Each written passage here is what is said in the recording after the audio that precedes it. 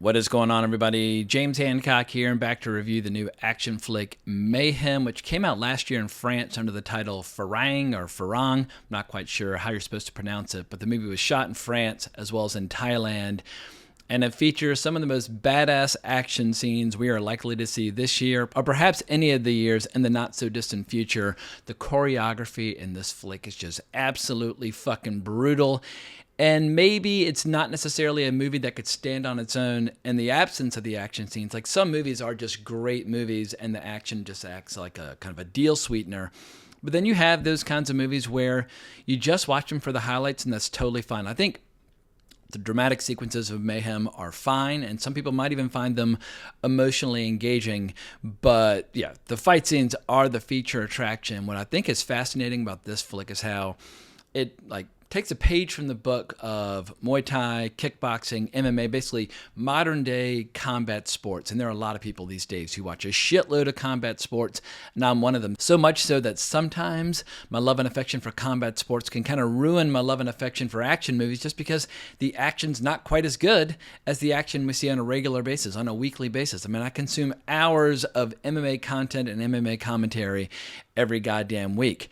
That said, between the training sequences in the gym and the actual Muay Thai matches featured in the flick, and then the eventual just revenge saga that we see explode in the final third of the flick, I think if you're a fan of martial arts flicks or MMA, whether you like the cinematic version or the real deal, I think there's a very good chance you're going to dig Mayhem. I'm not claiming this movie is going to dominate everybody's best of 2024 list. However, I made a promise to myself at the end of last year that I was going to make a much more pronounced effort at tackling international genre films, no matter where they come from, whether they come from Western Europe or Far East Asia. Doesn't matter. If people are trying to make cool action flicks or cool sci-fi or cool horror or whatever, at a minimum, I'm going to give them a chance, because Hollywood, I don't want to kick Hollywood while it's down, but Hollywood's going to have a very lean, thin year. For basically 6 months last year, the entire city shut down, meaning that big budget, mainstream Hollywood flicks are going to be in short supply in 2024. And if you're a movie fan, well, then you're going to have to throw out a much wider net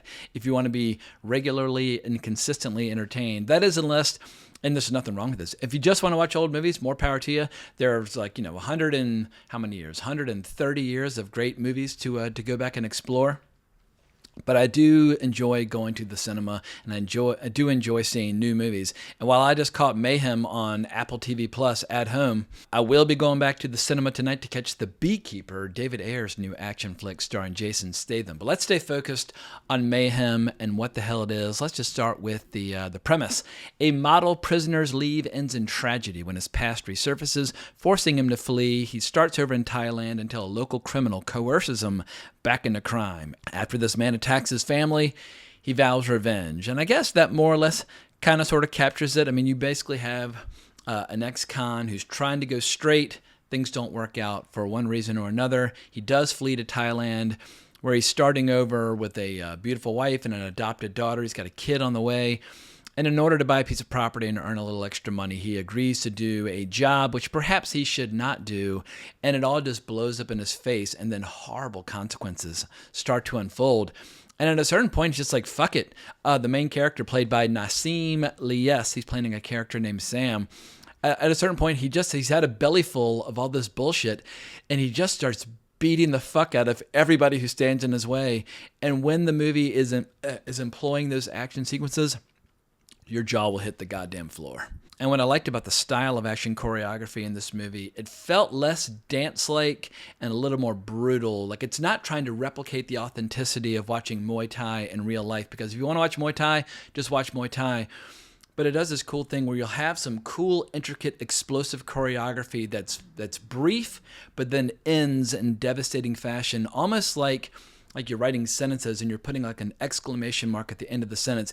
It'll end with these exclamation marks where suddenly the camera will tilt and like somebody's head goes through a table, or you'll get some crazy whip pan right as a big giant cleaver goes right through someone's throat. But I love how this movie, it's constantly getting your attention with a level of gore where you're like, whoa! Like, you will repeatedly kind of exclaim and shout and just react as you're watching this, because the gore reminded me of much more of a movie like The Night Comes for Us, where it kind of blurs the lines between a kick-ass, martial arts flick and a horror film. But I love seeing hybrids where two genres clash together. And I'm not trying to claim that Mayhem is a horror film in any way, shape, or form, but in the latter third of the film, as it's building up towards its explosive climax, like, if somebody has a broken bone sticking out of the arm, that is no impediment to continuing to fight. They'll just like take that bone and shove it into you and that sort of thing. It's got that level of brutality, but it earns its way up there. It slowly escalates because once again, early on in the movie, it's just like, oh, guys hitting the mitts in the gym, guys getting a Muay Thai match to get a little extra money. Like, it's very grounded initially, and so you almost don't even notice that the film continues to kind of on an exponential curve, just magnify the intensity and the gruesomeness of the violence on display. And so you might be asking yourself, who are the mad geniuses responsible for this cool international genre flick? The director, Xavier Gens, he directed 3 episodes of season 1 of Gangs of London. And Gangs of London had a very similar action style, or a very similar approach, as we see on display in Mayhem, where I love it when like the camera will follow a body as it goes up and over somebody's shoulder, like through a table and that sort of thing, where you really get not shaky cam bullshit, but the choreography of the performers as well as the choreography of the camera working in unison to create an overall just much more intense, much more satisfying experience. But the director also directed Hitman back in 2008. I never saw Hitman. It's 16 years old at this point, but I'm definitely long overdue in giving that movie a chance. But I should also give a shout out to the second unit director, Jude Poyer, who also worked in Gangs of London, who helped the director shape and choreograph and just put together all the action scenes in Mayhem. But I think Nassim Lyes, I don't think I've ever seen him in anything else prior to this. He's been putting in the work. I don't know if he already knew a lot of Muay Thai or a lot of martial arts before he got his start as an actor, but he's a very charismatic lead.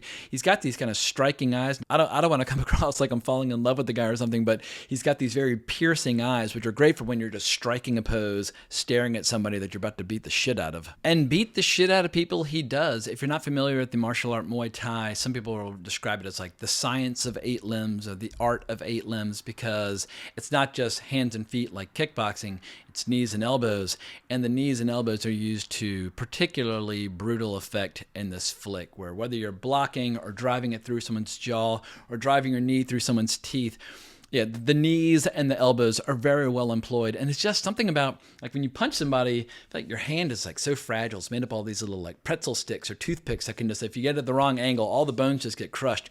But your elbow is just so strong, and when it connects with somebody's face, well, yeah, the results are very satisfying if you are a fan of the action genre.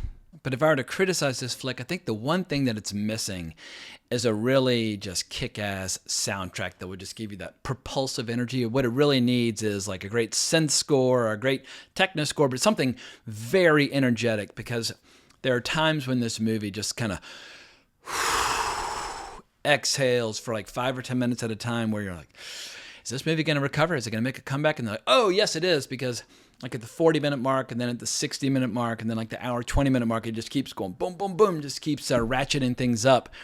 But it is boring at times. Let's be honest. And I think in order to be like a next level action flick, you can't just have highlights that are incredible. The whole movie has to be interesting from start to finish. And it does try. I mean, it's got some, I would say, a pretty solid screenplay and some pretty interesting, emotionally compelling performances. There's a French criminal expatriate that's living in Thailand who recruits the hero for a job, and he's pretty well performed. And there are some really interesting dark scenes where they're exploring kind of the red light district and the kind of shady sexual underbelly of Thailand.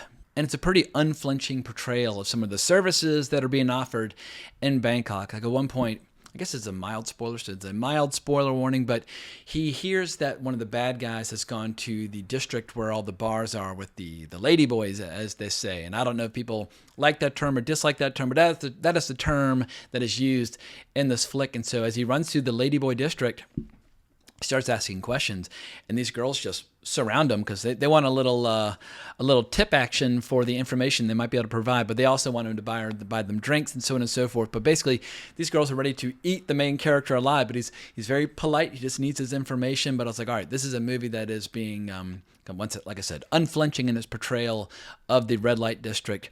But then the movie really goes to the dark side because at one point the main character's adopted daughter gets kidnapped. And he's trying to find her because he knows the fate that is in store for her.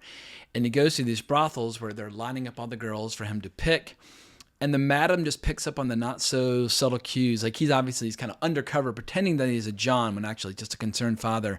But she looks at him, she's like, oh, like you're looking for something much younger. And the knowing way she says that, just like, ugh, it'll give you a really queasy feeling. And that's exactly what the movie is trying to make you feel. And another hidden surprise was the actor, and I'm probably going to get this wrong, but Vidya Pansringarm, who I'd previously seen in the film Only God Forgives by Nicholas Winding Refn. And he's a cool performer, and he's just savage in this. Like initially you think, oh, he's going to be like the Mickey to Rocky, kind of like the inspirational friend and coach and blah, blah, blah. But as it turns out, he's just this total fucking maniac. He's really good with ceremonial weapons and things like that. And he chops up and stabs and eviscerates many, many people. Like I cannot overemphasize this enough. The movie almost kind of teases you or tricks you into thinking it's going to be one kind of action movie in the first 30 minutes. And then it turns into quite a different action movie in the final 30 minutes. So you're depending upon your tastes and preferences in martial arts and violence, I don't know which part you will appreciate more, but by the time the action really cut loose, I feel like, all right, the movie really needs to step on the gas and it really needs to deliver. And it does. I mean, luckily, it does not drop the ball. I'm just not going to try and persuade anybody that this is a movie that might appeal to somebody beyond fans of martial arts films and traditional action movies. It knows its audience and is trying to deliver a very satisfying genre experience to the best of their ability with whatever resources they have at their disposal. But I'm in. Whatever the star Nassim Lyes wants to do next and whatever the director Xavier Gens wants to do next, I'll be there. So there it is, my first movie review for 2024. And moving forward for the rest of the year, like I said, I'm going to try to make a pronounced effort of reviewing a lot more international genre films. So if you're aware of a kick-ass monster flick coming from Japan, or a really kick-ass gangster movie coming from South Korea, or an awesome, musical extravaganza coming out of India, let me know, because I always like to put movies on my radar ahead of time so I can kind of plan accordingly. And yeah, I'm trying to plot out my calendar for the next few months, and I just want to make sure that nothing cool slips through the cracks. And so hopefully I've prevented Mayhem from slipping through the cracks with people who might be in the mood for what this movie has to offer. So thank you so much for watching. I hope you enjoyed the review. If so, please consider liking the video, subscribing to the channel, hitting that notification bell, but more importantly, as always, onwards and upwards.